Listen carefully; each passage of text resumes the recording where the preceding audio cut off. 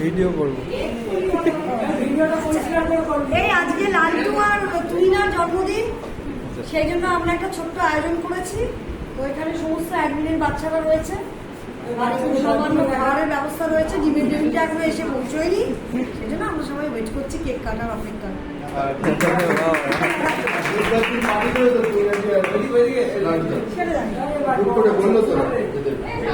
বলেছে